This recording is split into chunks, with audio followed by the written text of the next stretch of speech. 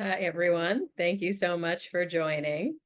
This is the Sexual Health Seminar series, although tonight's topic specifically is lifestyle and prostate health, although we will talk about some related issues with sexual health as well. So I think it's important to lead in with this recent study that came out this year, actually, where they looked at all of the cancers across the United States in adults in 2019. And they found that 40% of the cancers and 44% of cancer deaths could be attributable to modifiable factors. That is, things that we can change in our lifestyle. And so these include top contributors were cigarettes, excess body weight, alcohol, UV radiation, physical inactivity, HPV infection, low fruit and vegetable intake, processed meat, low dietary fiber, H. pylori, and red meat. So those were the top reasons that were behind a pretty substantial proportion of cancers in US adults. So that's a nice lead in to discuss some of these different, what we call the pillars of lifestyle medicine, or the most important factors in lifestyle. So we'll start with talking about nutrition and then move on to talk about other factors like physical activity and sleep health. So in terms of prostate cancer, there is global variation in prostate cancer incidence. On this map, you can see the darker areas are regions with higher incidence of prostate cancer. What's very interesting is that people who migrate from places with a lower risk of prostate cancer, such as Japan, to the United States, actually develop a higher risk of prostate cancer the longer that they spend in the United States. So something about moving to this country seems to increase the risk of prostate cancer. And it's interesting, if you look back at that map, with the global variation of prostate cancer, and then you superimpose the per capita consumption of milk and meat, there are a lot of similarities there. So it's very interesting to just think about what happens in America and the diet that is changing when people come to the United States. This is important because the World Health Organization classifies processed meat as a group 1 carcinogen. So that means that it causes cancer in humans, which is the same category as things like smoking, arsenic, asbestos. Now, other types of red meat, including beef, pork, and lamb, are group 2A carcinogens, which means probably causes cancer. This is the same group with DDT, lead, and mustard gas. So definitely this is important to know. Now, in terms of dairy products, they have also been associated with prostate cancer risk. For example, this is a meta-analysis of 32 different studies, and there was a significantly increased risk of prostate cancer associated with the intake of total dairy products, total milk, low-fat milk, cheese. Now, interestingly, non-dairy sources of calcium or calcium supplements were not associated with prostate cancer risk. So it did seem to be the dairy as opposed to calcium. Fortunately, there are many other ways that you could get calcium that outside of dairy, including plant-based milk, such as soy milk, almond milk, etc. Most commercial brands are calcium fortified and have as much, or in some cases more, calcium than dairy milk, as well as a variety of other foods, like things like some ancient grains, different fruits and vegetables, tofu, etc. So now if we put all this together, so if we consider that higher risk of prostate cancer is associated with intake of meat and dairy, whereas beneficial foods include things like tomatoes, cruciferous vegetables, nuts, and soy, then putting all of this together, since nobody eats just one food, really what we're talking about are plant predominant dietary patterns. I'm a proponent of a whole foods plant-based diet. This is not Whole Foods, the grocery store, but rather whole foods that is emphasizing whole or minimally processed foods. So avoiding animal-based foods such as meat, dairy, and eggs, but also avoiding highly processed or refined foods. So choosing things like brown rice or farro instead of white rice, or instead of white bread. And so the staples of the whole foods plant-based diet would include legumes, fruits, vegetables, and whole grains. So it is important to note that the Academy of Nutrition and Dietetics has a position statement discussing that plant-based diets like vegetarian and vegan are healthy, nutritionally adequate at all stages of the life cycle, including older adults and athletes, and actually provide health benefits for prevention and treatment of certain diseases. So really, there's a lot of benefits here because they have been shown to reduce the risk of cardiovascular disease, diabetes, and obesity, but also are more environmentally sustainable and obviously better for the animals. Now, moving specifically then to prostate cancer, so there is actually a lot of published data across the spectrum from people who are at risk for prostate cancer all the way through to people who have already been diagnosed with prostate cancer. So I'll just share a couple of representative studies so that we have time to move on to some of the other elements of lifestyle.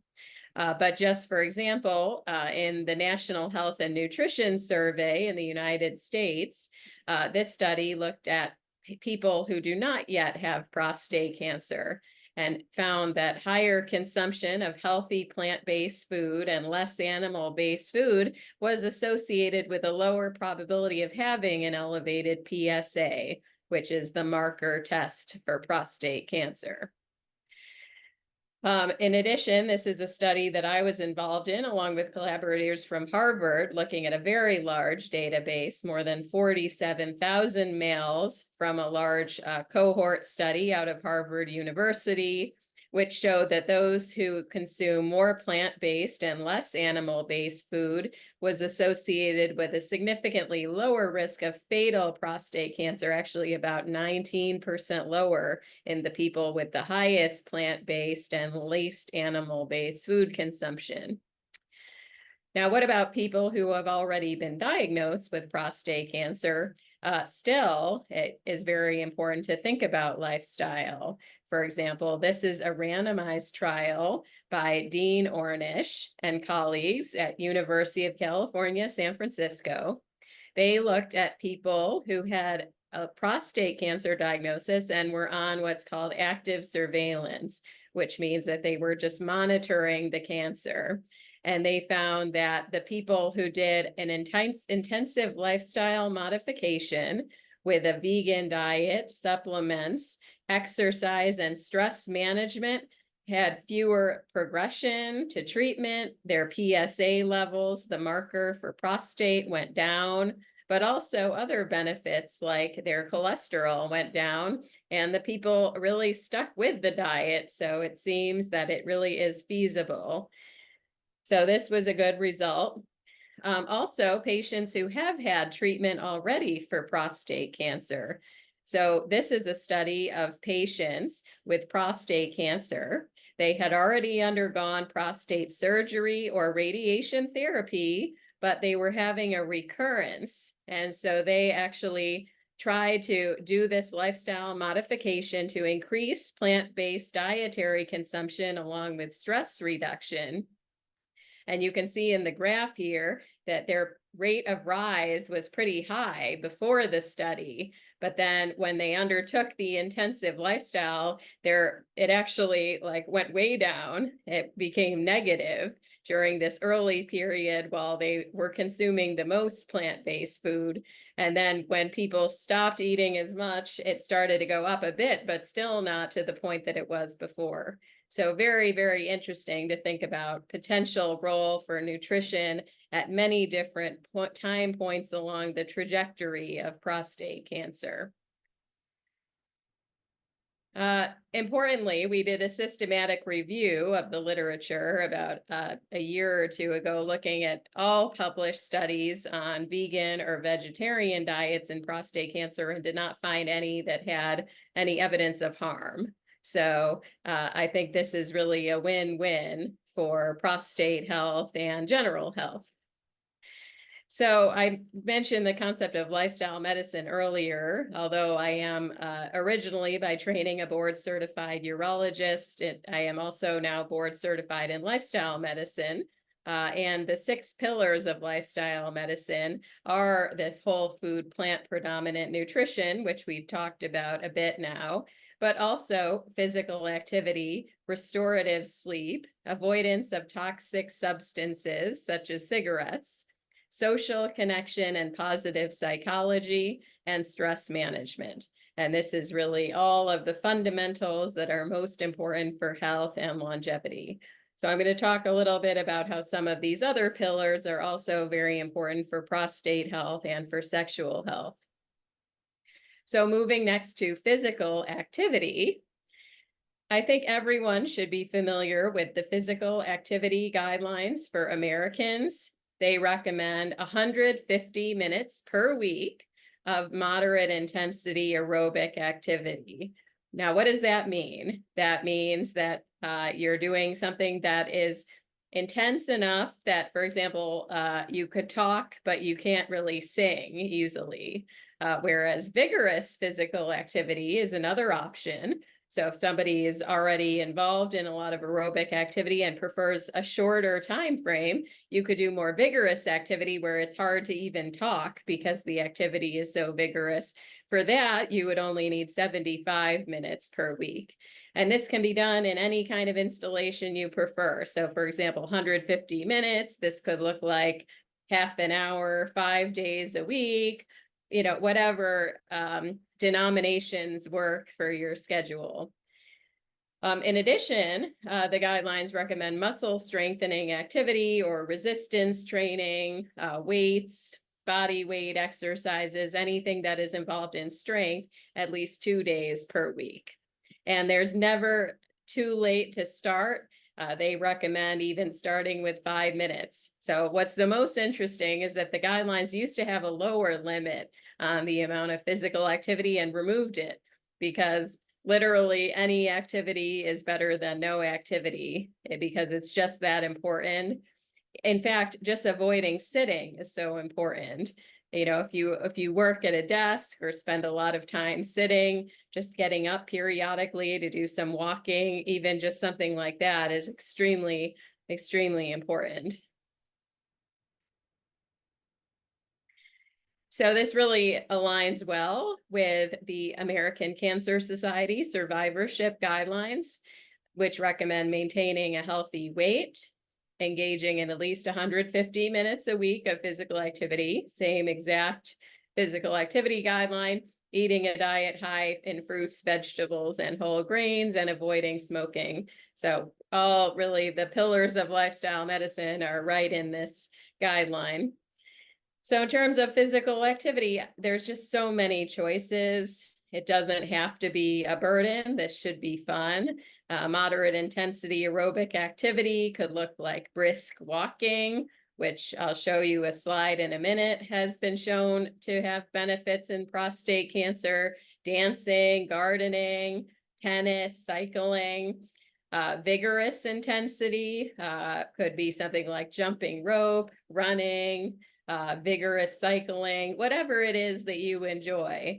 Of course, strength training, I mentioned at least 2 sessions per week. Could be in the household with, simple things like resistance bands, or household items could be used as weights, or just body weight entirely, or at a gym or another facility if that is more motivating. And, also very important is to think about flexibility in mind, body. I mentioned the pillar of stress management. And the nice thing is that things like yoga and mindfulness meditation can really be helpful alongside everything that is happening during the cancer survivorship journey. In terms of prostate cancer specifically, this is a meta-analysis of exercise in prostate cancer, looking at 16 different randomized control trials. They didn't see a difference in disease progression or PSA overall across the trials, but they did see an improvement in quality of life. They found more sexual activity in the people who were more physically active, more aerobic fitness, strength. So some very positive benefits for health and quality of life. This is a study, a more recent randomized clinical trial looking at high intensity interval training, where they did this 3 times a week for 12 weeks versus usual care. These are patients who were on active surveillance, which I mentioned earlier is patients who do not undergo upfront treatment for prostate cancer and are monitoring the disease. And they found that in this high intensity interval training arm, they did have decreased PSA as well as better cardiopulmonary fitness. So very exciting results there.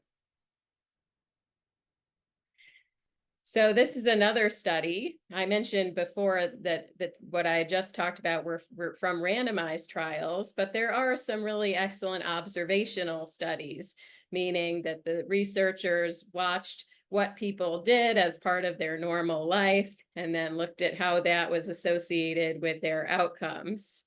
So basically, in this study, patients who did brisk walking for at least 3 hours a week, that this was associated with a lower risk of progression than patients who walked at an easy pace for a shorter amount of time. So really this idea of brisk walking, because you do want that moderate intensity physical activity. As I showed in the guidelines, low intensity physical activity was not included there. It is good to have a more brisk pace. Okay, now this is another study. This is looking at physical activity again after prostate cancer diagnosis, but here the outcome was instead looking at quality of life. And in this study, it was associated with higher vitality scores, meaning people were feeling significantly more energy if they did more total activity, even non-vigorous and walking activity. So we'll switch over to sleep health. I think these are some important questions to think about for anybody who's on the call. How is your sleep? Do you have trouble falling asleep or staying asleep? And not just once in a while, you know, people always have big events in their life, but in a sustained fashion. Are you waking up more than once in the middle of the night? Do you snore or gasp when you waking up feeling like you're choking? Are you fatigued during the day because you're not getting enough sleep, or even to the point where you might fall asleep in a meeting or a public location? Or do you have any risk factors for sleep apnea? For example, overweight, shirt collar larger than 17 inches, or high blood pressure. All of these are risk factors for high blood pressure, for sleep apnea. So a couple types of sleep problems that are common include insomnia and sleep apnea. Insomnia is difficulty falling asleep, staying asleep, or waking up earlier than you would like and can't get back to sleep. Sleep apnea is instead a very serious condition where breathing actually repeatedly stops and starts during sleep. And then there are a variety of less common sleeping issues like narcolepsy, restless legs, etc. Having problems with sleep is very morbid. It can have mental health consequences. I'm sure this is no surprise that people who are not getting good sleep, it can be associated with more depression, lower sense of well-being, but also with an increased risk of chronic diseases, including cardiovascular disease, heart attacks, strokes, as well as accidents, injuries, and healthcare utilization, because it's very hard to do these things, if you're not having a rest on a regular basis. And so we're talking then about prostate health in this webinar specifically. And so very important to think about what is the connection between sleep health and prostate cancer. So interestingly, this was a systematic review of studies looking at links here. And what they found was very interesting. They found that countries with more light at night had higher prostate cancer incidence, that shift work is associated with higher risk of prostate cancer in multiple studies. And by the way, the World Health Organization does classify shift work and circadian disturbances as a possible carcinogen as well. They also found an inverse association between sleep duration and prostate cancer risk. That means the higher the duration, the lower the risk of cancer, or the lower the sleep duration, the higher the risk of cancer. They also found that some occupations, like pilots, where there was more circadian disruption, was associated with higher prostate cancer risk. So overall, 15 of 16 studies in here showed some positive association, and 10 were statistically significant. So it does seem as if there is something there. And really, there are some possible mechanisms for a link here because, for example, circadian system is actually a potential tumor suppressor where it may inhibit the proliferation of cancer cells. Melatonin is something that is secreted by the pineal gland. It peaks at night, but it is suppressed if you're exposed to light at night. And the melatonin actually inhibits prostate cancer growth in experimental studies. Additionally, in obstructive sleep apnea, that involves hypoxia or less oxygen as you're gasping for air, and that can be associated with accelerated tumor progression. So those are some of the biological ways that it's been hypothesized that sleep disturbances may be linked with cancer. Now, interestingly, we did a survey of patients with prostate cancer using a variety of validated sleep scales to find out how many people with prostate cancer are suffering from different types of sleeping issues. And you can see here the results were pretty concerning, where 67%, so literally 2/3 of the respondents to the survey, met the criteria for poor quality of sleep. 45% were at high risk for sleep apnea, and many of these individuals had not been diagnosed with sleep apnea. So very important if there are risk factors or any snoring to get a sleep evaluation. Another concerning finding were really high use of sleeping medication, but alongside that, poor sleeping habits. So really overuse of sleeping medicine instead of changing behavior. So here's some tips about sleep. So if you're experiencing sleep problems, improving sleep hygiene, and I'll share a slide on that next. Mindfulness meditation, so this whole idea of stress reduction, this ties in very much with sleep and very, very helpful. Cognitive behavioral therapy for insomnia. This is available at NYU. There are programs for this, but there's also free apps that you can do on your own, like the CBTI, which is just the abbreviation, Cognitive Behavioral Therapy for Insomnia. CBTI app is free. It's from the VA. And so that is something that you could download on your phone to work on this on your own.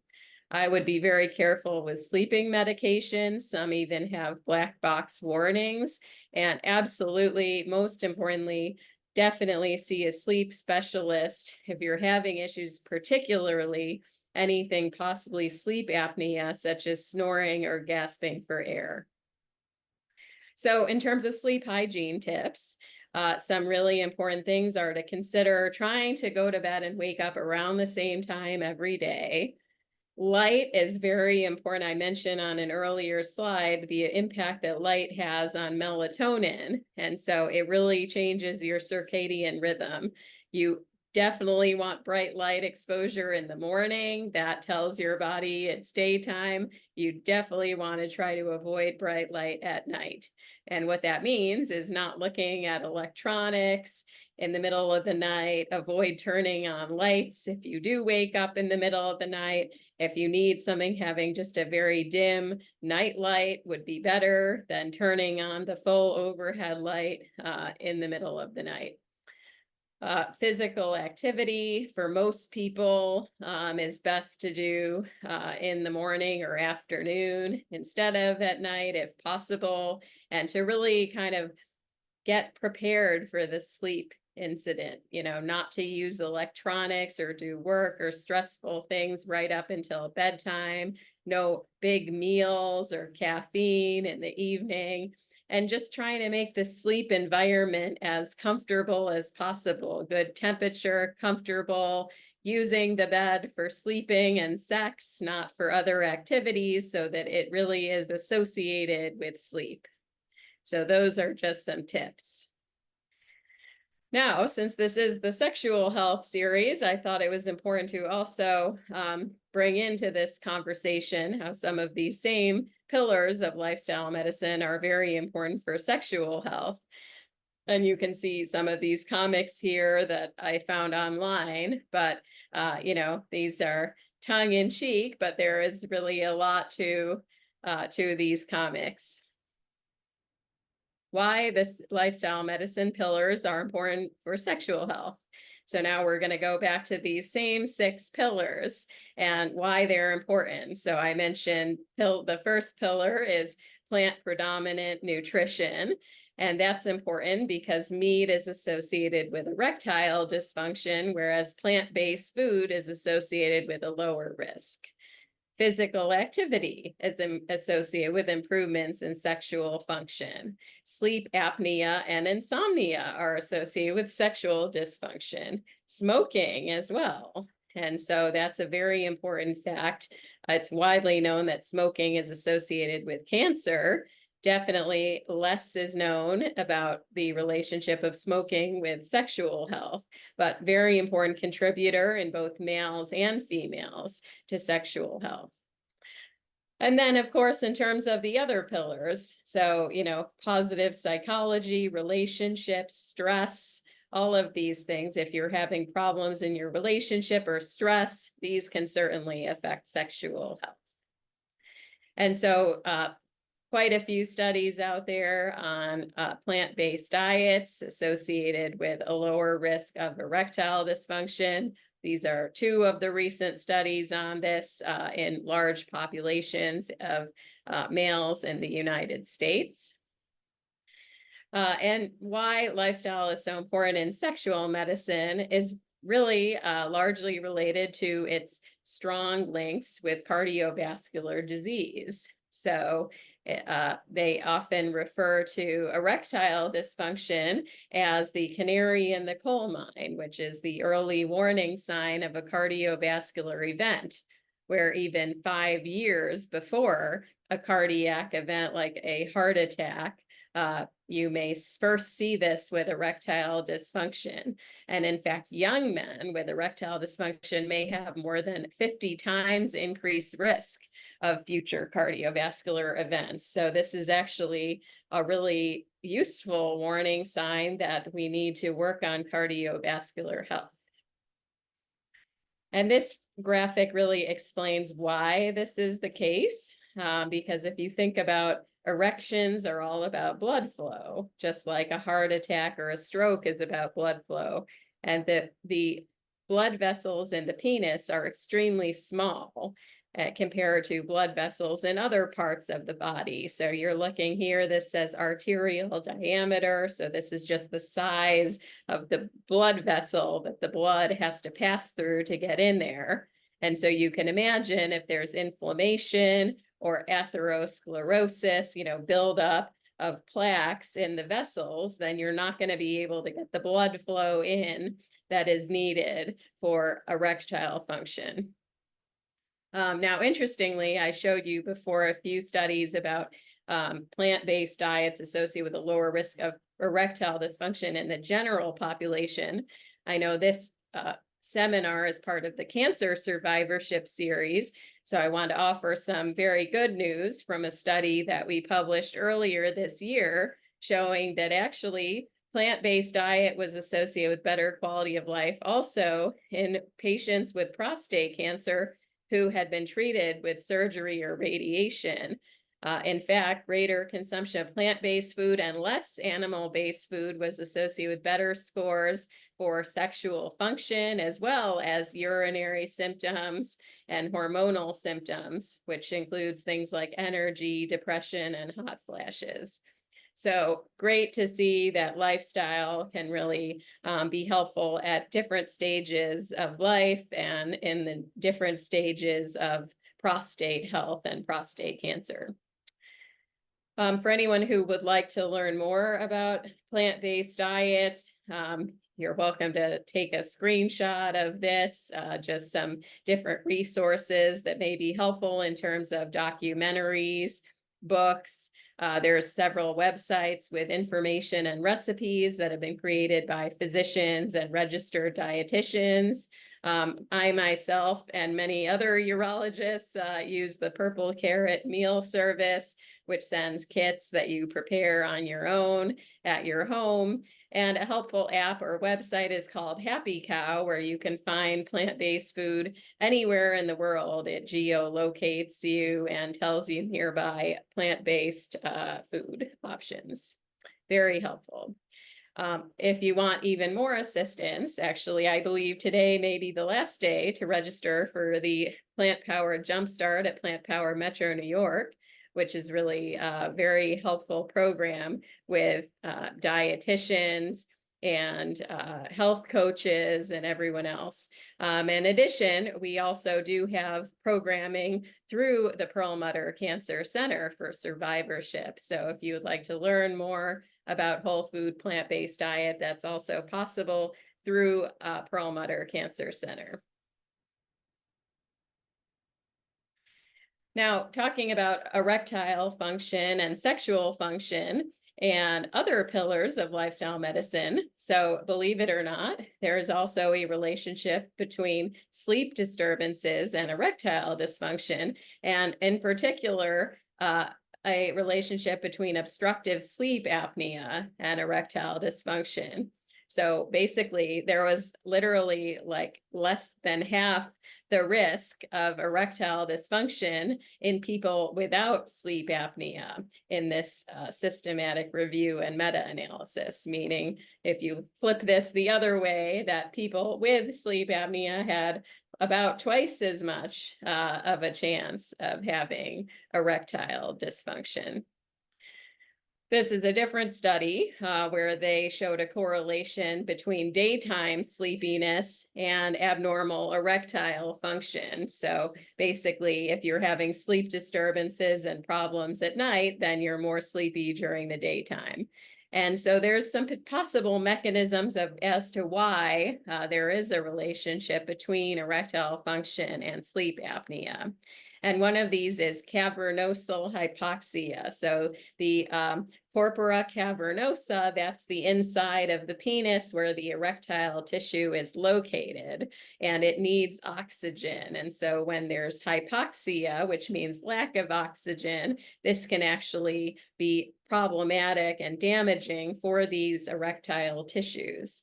In addition, there are normally nocturnal erections during REM sleep, which may be protective of erectile function. So if somebody is having a sleep disturbance and is having less REM sleep, then that may be another problem. So definitely some active investigation to understand more of the mechanism of this relationship, but another very important reason that anyone who's at risk or is snoring should get evaluated and get treated for sleep apnea if you're found to have this. Now, what about physical activity?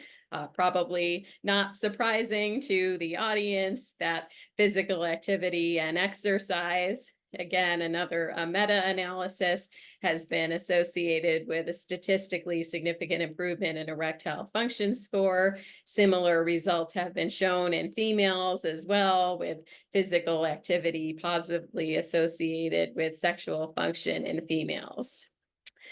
Cigarette smoking, also significantly associated with erectile dysfunction. This is because of all the inflammation that this causes in the blood vessels.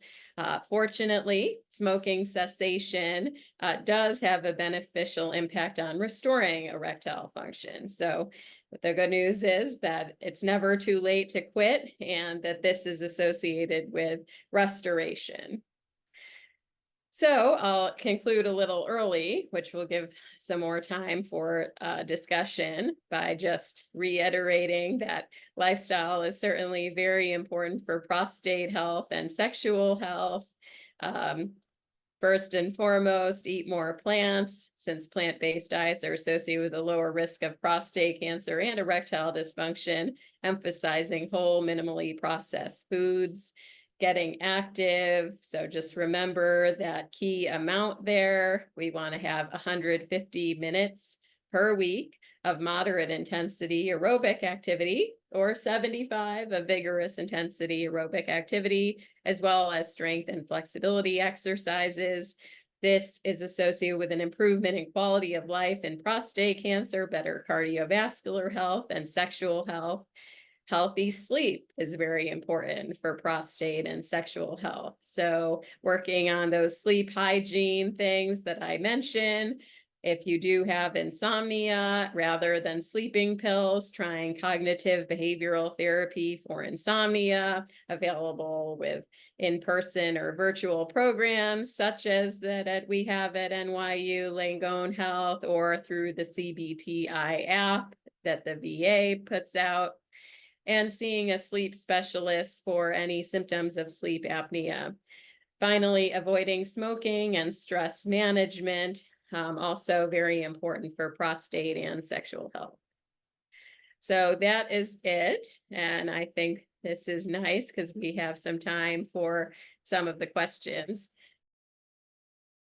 Really great question. So in surgery, for prostate cancer called radical prostatectomy, the entire prostate is removed. This can have an impact on sexual health because the nerves that control erections run alongside the prostate. So there can be damage to the nerves during surgery, and erectile problems are very common after prostate cancer surgery. There can be other impacts of prostate cancer surgery on sexual health as well. And these are less common, but can be very problematic, including things like feeling of penile curvature or penile shortening. There are changes in ejaculation. There should not really be any change in libido related to prostate surgery on its own, fortunately. Radiation therapy, this is another gold standard treatment for prostate cancer. In this case, the way this is done is a bit different here. The prostate is not removed, the radiation is performed, and the prostate is left in situ. And again, because the nerves are running alongside the prostate, they can be damaged during radiation as well. You know, the chronology is a bit different. Typically, surgery has the most impact right up front. So right after surgery, the erectile function is the worst, and it can improve over time, particularly during the first 18 months. After radiation, typically the time course is actually opposite, where initially the problems are less common, and then they can increase over time. So I think the best choice is to really just talk to different doctors, get multidisciplinary consultations to determine what type of treatment is the best for you, because there's many different options and they all have pros and cons.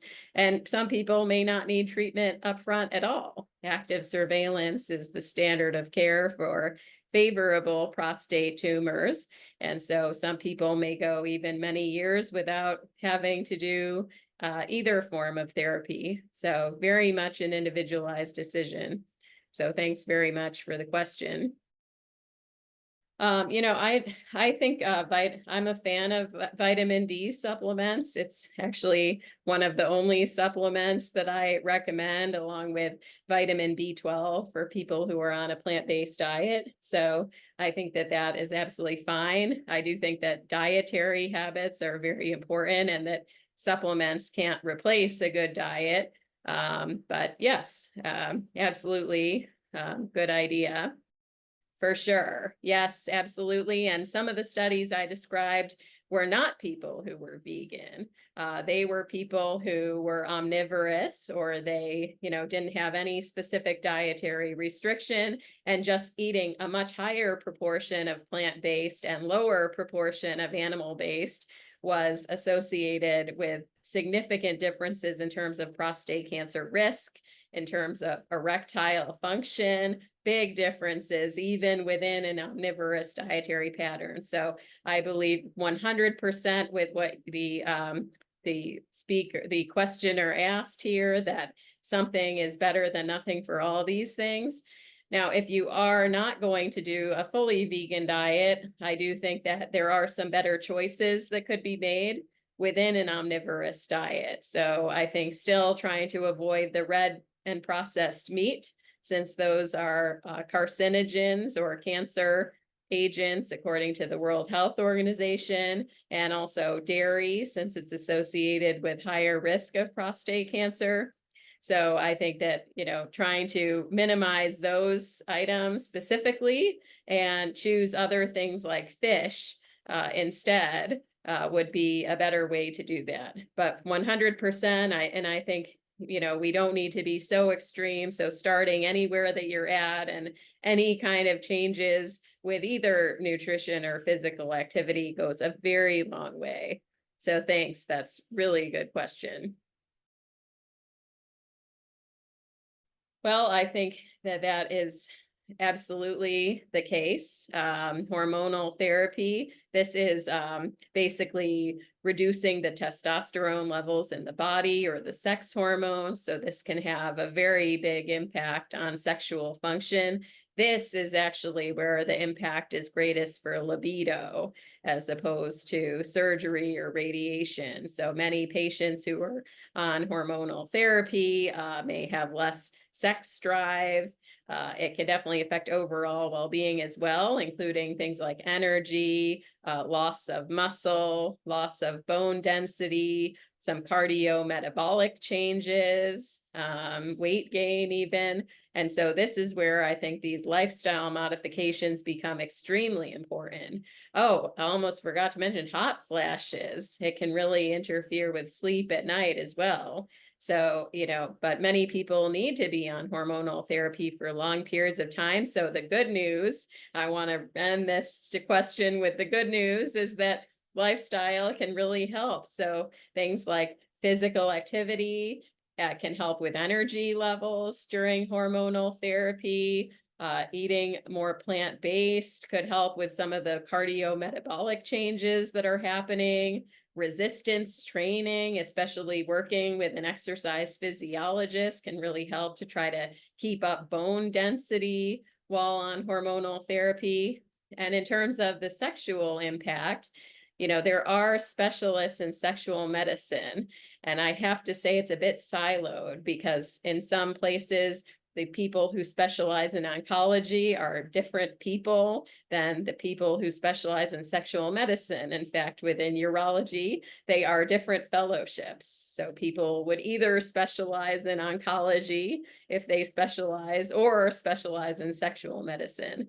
So luckily, the Sexual Medicine Society of North America has a tool on their website, SMSNA, Sexual Medicine Society of North America, where you can find a sexual medicine specialist.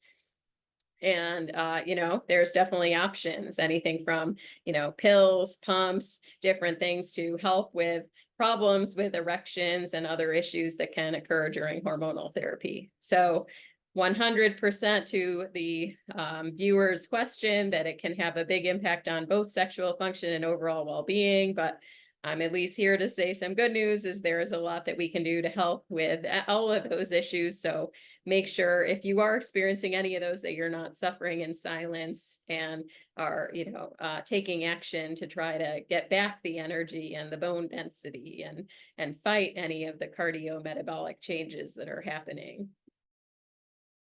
I think it really depends on what the question is. I mentioned in my response to the last question that in the field of urology, if you have a urologist, if they specialize, there are specialists in oncology or cancer, and there are specialists in sexual medicine. So if your question is more about something like prostate health or prostate cancer, then seeing a prostate specialist. And whereas if the question is about sexual medicine, then I think seeing a sexual medicine specialist can be very helpful. Now, some people may be seeing a general urologist who does some of everything, and that works too. And I think that it is helpful to be tied in for these things and not only to use online platforms because there are so many other options that are available as well, aside from just the pills. So would want to make sure that you have, full availability to any of the many different types of options that are available other than, let's say, just Viagra. Yes, definitely the goal is to avoid highly processed foods because they're associated also with cardiovascular disease. And I mentioned earlier that so strong these links between sexual function and cardiovascular function because of those tiny blood vessels in the penis. And so, we don't want to be eating these unhealthy processed foods that are inflammatory and unhealthy. So that's why, like I mentioned before, big proponent of this idea of the whole foods or unprocessed foods, plant-based diet, and as much as possible, trying to avoid processed foods. Processed foods also have other issues, they're at higher risk of exposure to microplastics and plastic additives, among other things. So yes. It looks like the next question says processed foods cause cancer and impotence. So I don't know if it's from a separate person or the same person, but for sure, I think, unfortunately, the standard American diet, the acronym is SAD, standard American diet, because it's sad what it does to the body. There's just way too much processed food. So you want to, head for your snack could be things like an apple that are, not in a plastic wrapper and heavily processed. So thank you for that question. Great question. And that's why one of those pillars of lifestyle medicine is about positive psychology and social connection. So this is actually one of the strongest factors that is associated with longevity. And so absolutely very important for patients with cancer, having a support system. And, not everybody has a partner or immediate family members as a support system, but there are support groups, really excellent support groups for prostate cancer here in the New York area, as well as nationally. You can go to, if you're looking for prostate cancer support groups, I'm on the medical advisory board and the Health Equity Task Force for Zero Prostate Cancer, and their website has a lot of options, including for different types of people. So I think that can be another way to get support during the prostate cancer journey. Same thing, of course, with sexual function, very much linked in with, relationship health and social interaction. So 100%. Thank you for bringing this up. Just so important for sexual health, for cancer survivorship, and general longevity. Great question. So the guidelines for Americans for alcohol consumption are no more than 2 drinks per day for males and 1 drink per day for females. That being said, none or less would be optimal from a cancer perspective. But not so much with prostate cancer. We actually, have not observed consistent associations with alcohol with prostate cancer specifically. So just those general guidelines for Americans are fine. That being said, alcohol has been associated with other forms of cancer. So not so much prostate, but could be related with other types. Caffeine consumption, no problem there in terms of prostate cancer. In fact, there's actually some studies showing, potentially beneficial associations of coffee and tea intake with prostate cancer. So I don't think there's anything problematic there in terms of the cancer. The only concern with caffeine, though, is that it does make you pee more and it can interfere with sleep.